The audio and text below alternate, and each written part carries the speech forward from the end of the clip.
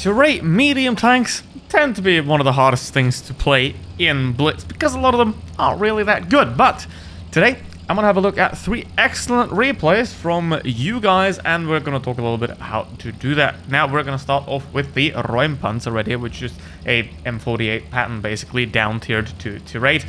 It can be penned through the lower plate, of course, but because of the shield at the front of the tank, a lot of people, especially terrible players, aren't going to realize that, and you're going to have a lot of extra protection simply from the enemy not knowing that they can actually pen that. So that's very nice. Now, the gun depression is good enough to play hell down, but obviously you have this massive cupola on top of the turret.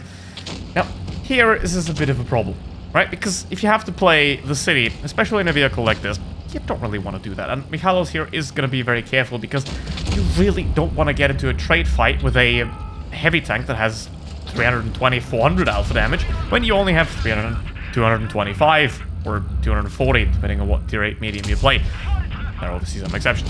But like that Leopard PTA there, that's how you don't play a game. Just sit out in the open with no exit plan, because if you enter into a situation, you always want to make sure that you can get out of there as well. If you don't know how you're going to get out, you should never get in. That is a very important life lesson, just not for World of Tanks Blitz, because otherwise, in Blitz, you're going to lose a lot of hit points, and in real life, you're going to lose a lot of money.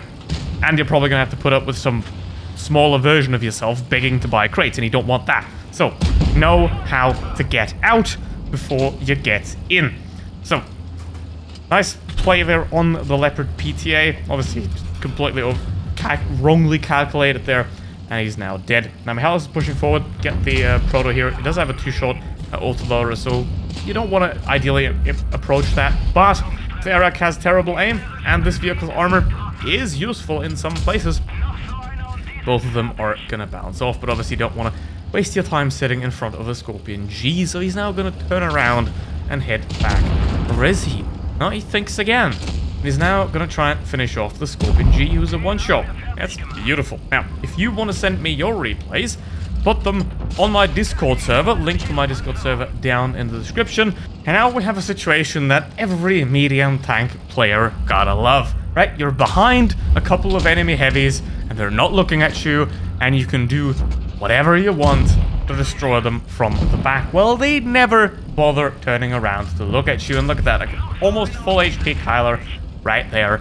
Ain't that lovely? But now it's a 3v3, so you gotta be careful. Kyler is turning around, but obviously this vehicle is fast enough to simply go around the Kyler, even though it is pretty much bigger than the Kyler, so be very careful when you play a vehicle like this one, because yeah, you don't want to necessarily expose it too much. But now, what is the first goal? Perfectly played right there. The bigger target, the easier target to kill is the WZ, so take that out first. And now it is only the Chieftain right there. 4,000 damage dealt already. The Chieftain does hit the track, but that one doesn't go through. And now it is a close-range engagement. And now, obviously, the Chieftain does have somewhat of an advantage because he started off with more HP at the start, but he's completely screwing it up right now. And obviously Michalos is moving around here, keeping it dynamic and making it very difficult for that Chieftain to fire back, and he is gonna very much not be able to do that. And that is 5,000 damage in the M48A2 Räumpanzer. It's a Räumpanzer,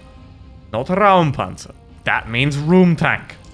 Learn it or don't. I'm not your dad. But now I'm going to present you another excellent replay, and this time in the Bourrasque.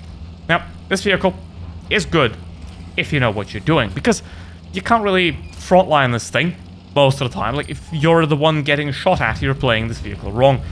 Generally, if you get out shot at in any medium tank, you're kind of in the wrong position, because the main thing that you want to do as a medium is to be on the side or behind the enemy, right? Because if you can do that, you can do damage, but they're not going to be able to fire back at you, and you'll have a quite massive advantage.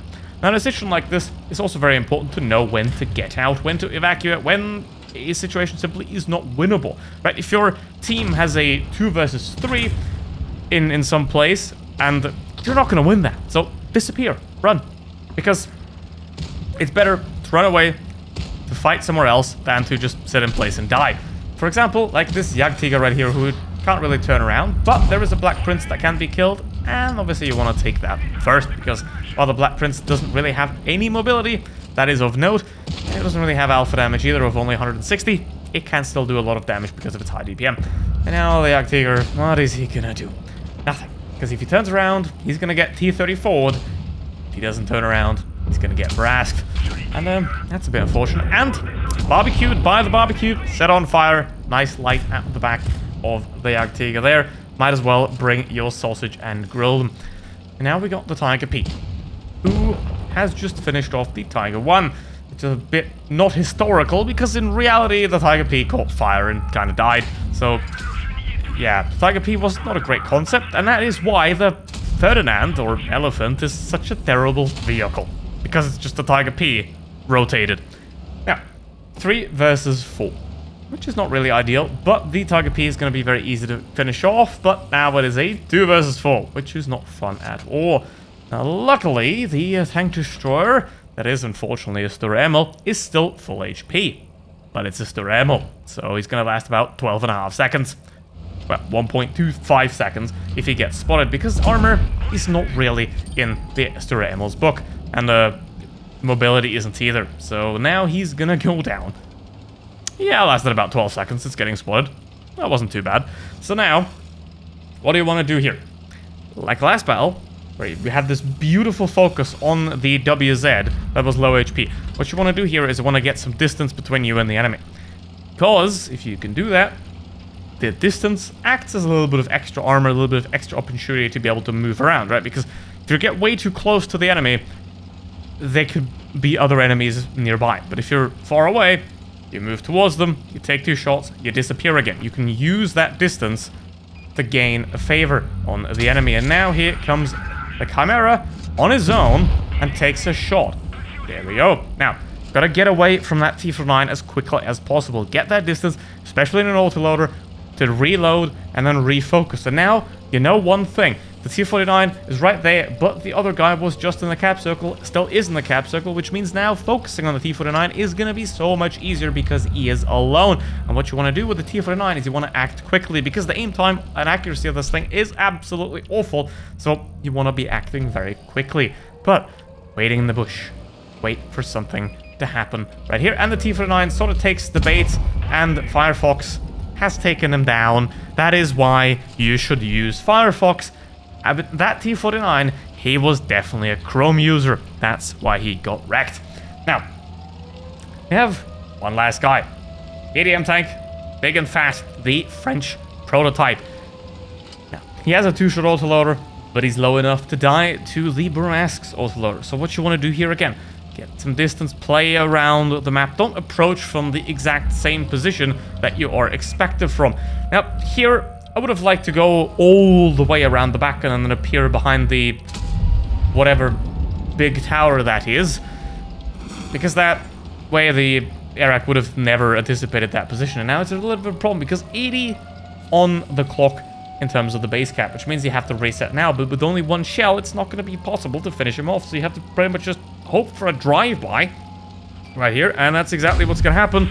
Run, and now we're gonna run away all the way. 3,000 damage, very nice there, and now you gotta run all the way, because 10-second reload isn't very fun, and the Airrack is definitely loaded, so you're gonna have to dance around the house right here, which is very beautifully done.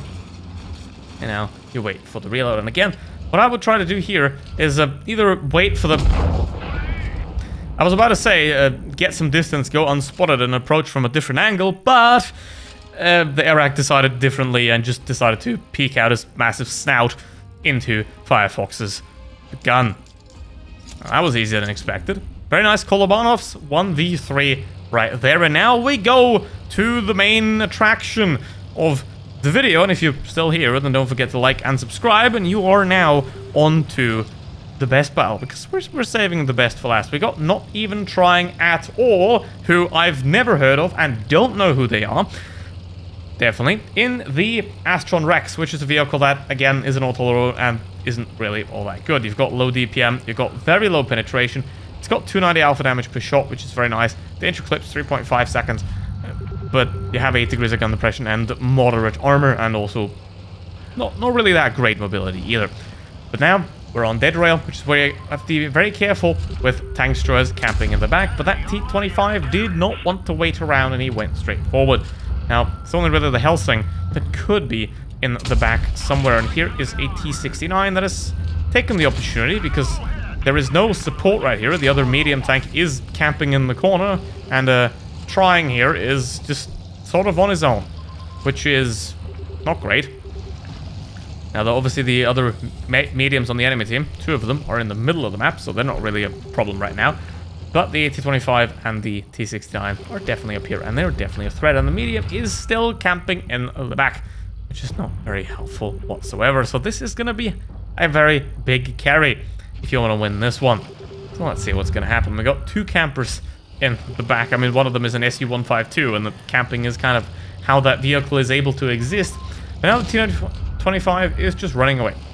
He's disappearing into the heavy, and the T-69 is also doing the same. He's focusing on the heavy tank. And again, like I said in the first battle, you want to be the guy that's behind or on the side. You don't want to be the guy that gets directly engaged from the front. You want to be the guy that comes from the side. And that is exactly what happened right there. T-69 did focus on the yaw and got punished for it from the side from the Astron Rex. And now it is a 5 versus 5, but the HP aren't really looking that great. And it remains to be seen whether this is going to actually work. Now, 4 of the enemy 5 are spotted, so you roughly know where they are. And they spotted again, which is not really great. And there's a Hazard and a T-43 right there in the middle, which are going to be quite easy to focus on and take out. Because the Hazard, he's not even paying attention. He doesn't even know what century it is. He doesn't even know what zip code he's in. So he's now easily taken out. But now, 4 versus 4. And the Kyler, if you've seen, look at that. Full HP Kyler. That is the big problem right there. You can deal with a T-43. You can deal with a Hazard. You can deal with a Helsing. But that is not something that you want to see at the end of the battle, especially if you're trying to carry. Because that is 1850 horsepower of pure German anger, which you really don't want to deal with. Your standard penetration is 185. So, obviously, you should increase that with calibrated shells to get that up a little bit. But you still really don't want to deal with that. Now we have Helsing, T-54, and the Kyler down only 1,000 hit points already, which is very nice. Now, 3 versus 3. The SU, he's done. He's completely done. But now, the reload is also done. So that's a free shot into the Helsing, and perhaps also a kill. No, he's moving away. So you want to take a shot at the T-54A2, but that one misses. You could have aimed that one a little bit better. Maybe then, if you would have aimed, it could have hit. But now, a T-54A2 and an E-75 TS. How do you deal with that if you're in a medium tank? Well, you want to not do what that guy's doing. And that is facehug them and brawl with them, or attempt to. You want to get, again, you want to get your distance. You want to find space on the map to move around and maneuver around them, right? Because, sure, Blitz is a strategy game. It's a strategy game with a shooting element, basically. So you want to get your advantage via the strategy, mostly.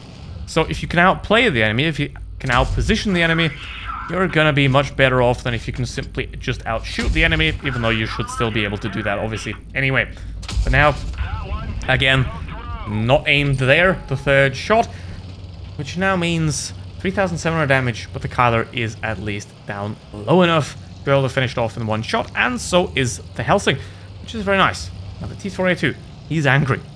He's coming here, which is why you want to reload and again reposition to make sure that you can only fight 1 tank at the same time. If you got to fight multiple tanks at the same time, especially in a vehicle like this, you're just completely screwed. You want to be 1v1v1v1 every single time. And here comes the T-54E2, who's now just angrily storming forward. And this is what I mean with take space, because if the enemy has to take time to close the space between them and you, they have to come towards you to try and fight you. And in that time, obviously, while they're driving, they're not going to be accurate, they're not going to be paying as much attention, and you will be able to strike while they are trying to close that distance towards you. That's why I always say, get yourself some distance between you and the enemy, because if the enemy then have to close it, that is a huge advantage for you. And if you're in a medium against the heavy, you can simply just outrun that heavy then again. But now, that is not really possible because the T-54E2 has spotted him out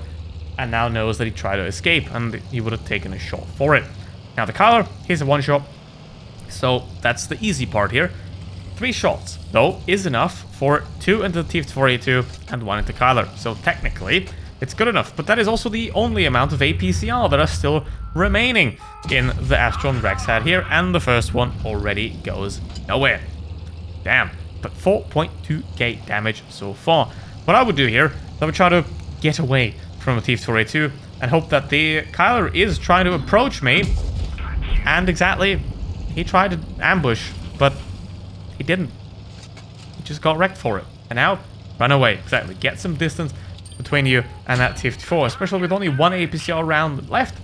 That could turn into a problem. And now that T-54, he's pretty much stuck. If he goes left of the rock, he can get shot. If he goes right of the rock, he can get shot. But now the Astron is reloading, and the T-4A2 probably noticed that, which is why he's trying to plan his escape right now, and he's trying to go up the big hill over there. And obviously, because Trying here knows that the T-4A2 is trying to escape and where he's trying to go, he can now go right behind him, and the T-4A2 has no idea that this is about to happen. Because, go up here, and there he is. He's looking the wrong way, drive up to him, and now, with AP, don't even need the APCR, that is it. Very lovely game. The aim could have been a little bit better, but this is essentially how you want to play medium tank, especially a tier 8 medium tank like this one. You don't go full face-on confrontation. You use your noggin to outthink the enemy. And that way, you are going to have excellent results